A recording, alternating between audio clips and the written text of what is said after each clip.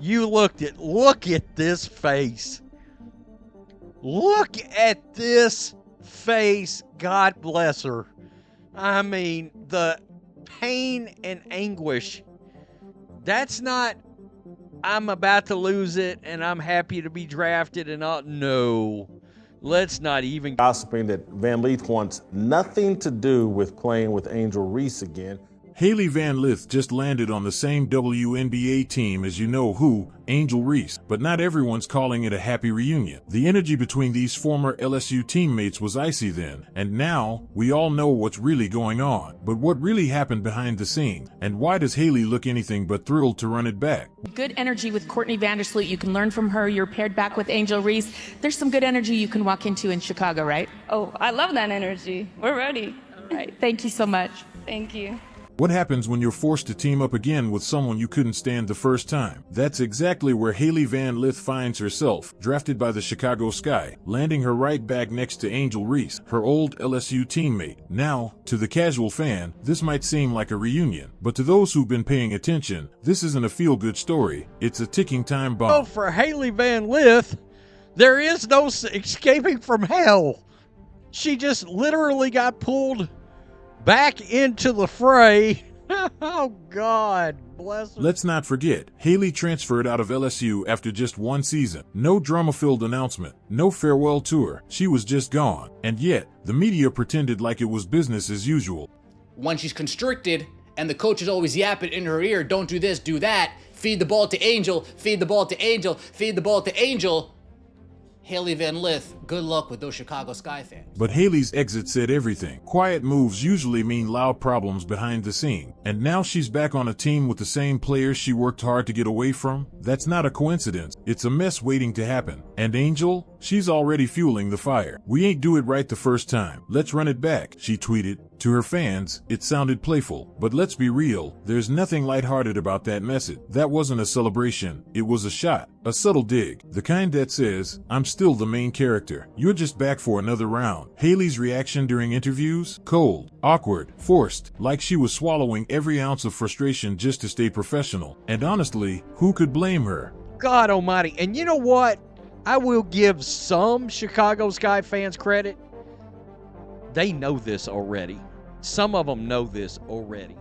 Because Angel Reese isn't just a player, she's a brand. And that brand comes with baggage. According to insiders, her teammates at LSU hated playing with her. Not disliked, hated. Behind the glamorous headlines and Instagram filters, she was known for being controlling, selfish, and completely obsessed with herself. Team plays? Thrown out the window. Everything revolved around Angel's stat line, especially that double-double streak. If she needed 4 more points, the whole team was expected to fall in line and serve her the ball, whether it made sense or not.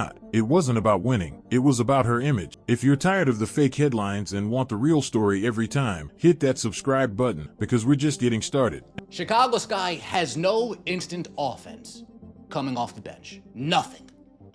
They got no Kennedy Carter. They got nothing. Zero. Zilch. Nada.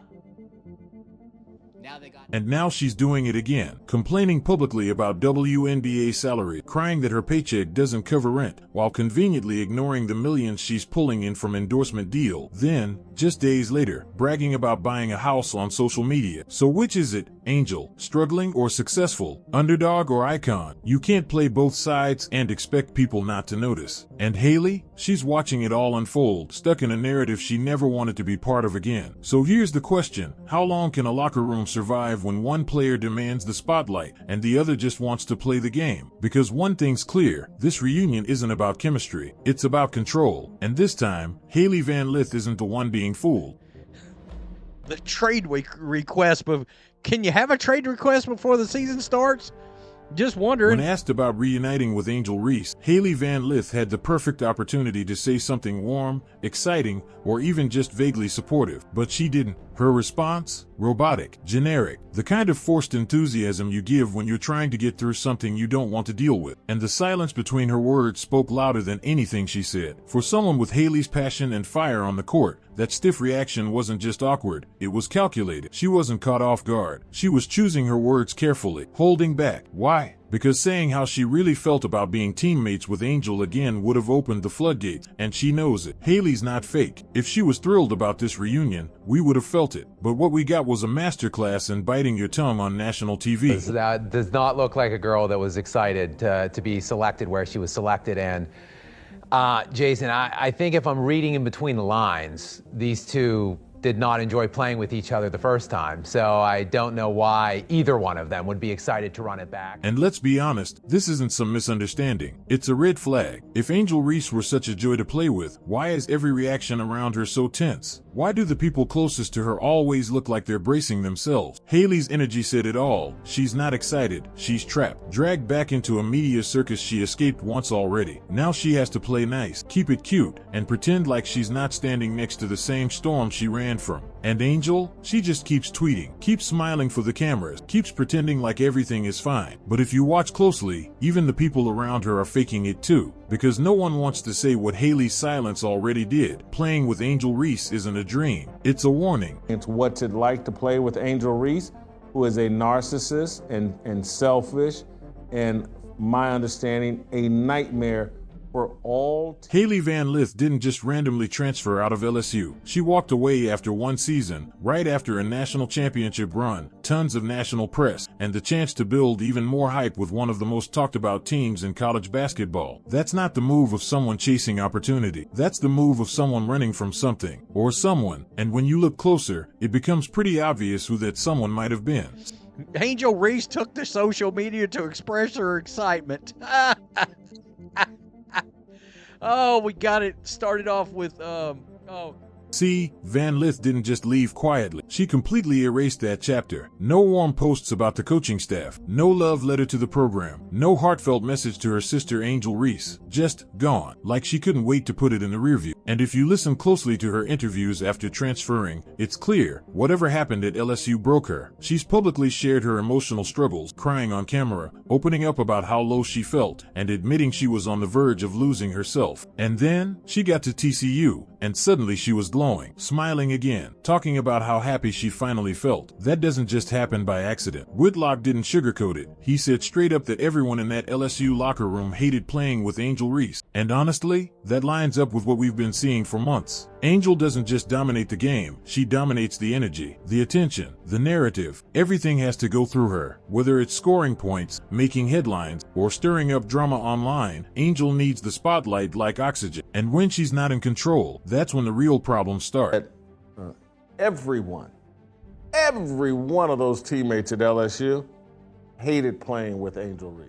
For someone like Hailey, who's known for being focused, grounded, and about the game, that kind of environment is poison. It's draining. Imagine showing up every day to play basketball, and instead you're stuck navigating a teammate's ego. You're watching plays get broken just to keep a streak alive. You're seeing coaches and media cater to one person while the rest of the team disappears into the background. That's not team chemistry, that's chaos dressed up as charisma. And let's be real, Hailey never spoke badly about anyone. She stayed classy, but actions speak louder than words. The moment she had the chance to get away from it all, she took it. And not only did she leave, she thrived once she did. That's not a coincidence. That's not bad luck. That's a player who found peace the second she got distance from the drama. Now fast forward, Hailey gets drafted by the Chicago Sky. And who's already on the roster? Angel Reese, the one person she likely hoped to never share a locker room with again. When reporters asked her about reuniting with Reese, her face said it all. She forced a smile, threw out a vague, generic answer like, "I love that energy." But it was stiff, awkward, nothing like the confidence and warmth we've seen from her before. That wasn't excitement. That was someone being careful not to set off a storm they've already survived once. This isn't a reunion. It's a rerun of a show Hailey Van Lith never wanted to watch again. And whether she admits it publicly or not, her body language, her history, and her silence already told the whole story. Angel Reese isn't a teammate. She's a headline. And playing next to her again isn't a second chance. It's a warning sign. Has been reunited with Angel Reese. Now, you may be like, well, what's the big deal there? Because she already got the hell away from her.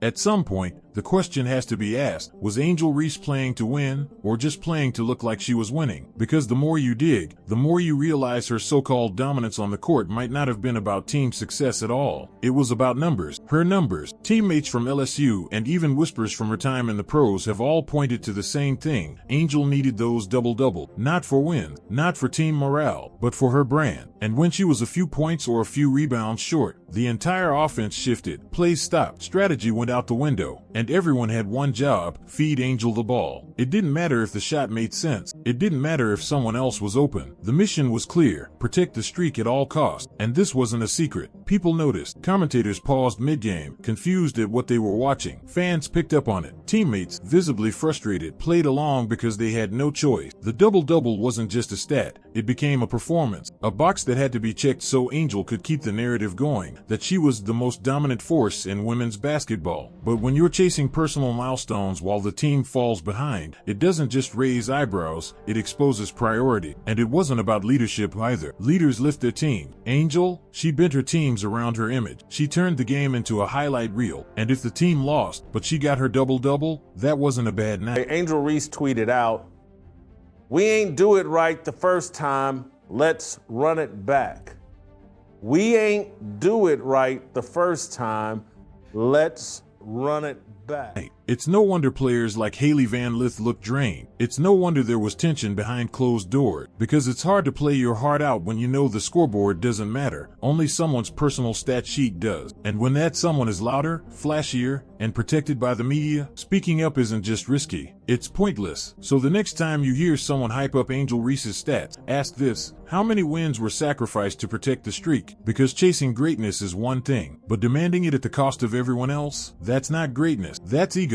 If you thought Angel Reese's drama ended on the court, think again, because the chaos follows her right onto social media. Recently, she clapped back at critics with a tweet that was supposed to be empowering, but ended up exposing more than she realized. The post read, "They said she need to cover up, so I went and cover on Vogue. They said she can't afford her rent, so I went and bought a house." On paper, it's a flex. But in reality, it read more like a parody, one that had people comparing her writing to Congresswoman Jasmine Crockett's infamous word salad moment. And not in a flattering way. Forget punctuation. Forget sentence structure. The grammar was so rough, it was hard to tell if she was bragging or just confused. You're a public figure making millions in endorsements, and this is the statement you proudly pinned to your name? That tweet wasn't just tone deaf, it was embarrassing. Especially when you're trying to prove the haters wrong. Instead of showing growth, professionalism, or even a little class, she doubled down on the same too cool to care attitude that's made her so hard to root for in the first place. And let's be honest, it didn't come from a place of confidence. It came from insecurity. Angel has built a brand off of playing the victim, even while living like a celebrity. First, she cried that her WNBA salary couldn't cover her rent. Then suddenly, she's bragging about buying a house, turning critics into clout. So which is it? Are you struggling or are you winning? Because the grammar may be shaky, but the contradiction couldn't be clearer. This isn't just about spelling. It's about how someone chooses to present themselves when the spotlight's on. And Angel Reese, instead of rising above the noise, chose to lean into it with a tweet that read like a parody of someone trying way too hard to sound unbothered. If this was supposed to prove the doubters wrong, all it really did was confirm what many already suspected. When it comes to maturity, she still has a long way to go. Hailey Van Lith didn't transfer for no reason. She left LSU and never looked back. Her awkward response to reuniting with Angel Reese? That wasn't nerves, it was history. Behind the scenes, whispers grew louder. Reese wasn't just hard to play with, she made the whole team bend around her ego. From chasing personal stats to hijacking plays for double-doubles, it was never about the team, it was about her. And when she wasn't stirring drama on the court, she was stirring confusion online, posting cringe-worthy tweets with grammar so offbeat, even fans didn't know what she meant. Buying a house to silence haters? Fine, but do it with some grace. Instead, Reese chose to double down on an image that feels more performative than powerful. At some point, it's not about hate, it's about pattern. And the pattern here is clear. Wherever Angel Reese goes, the drama follows. If you want more raw breakdowns like this one, no sugarcoating, no filters, make sure you hit that subscribe button and join us for the next one. This is just getting started.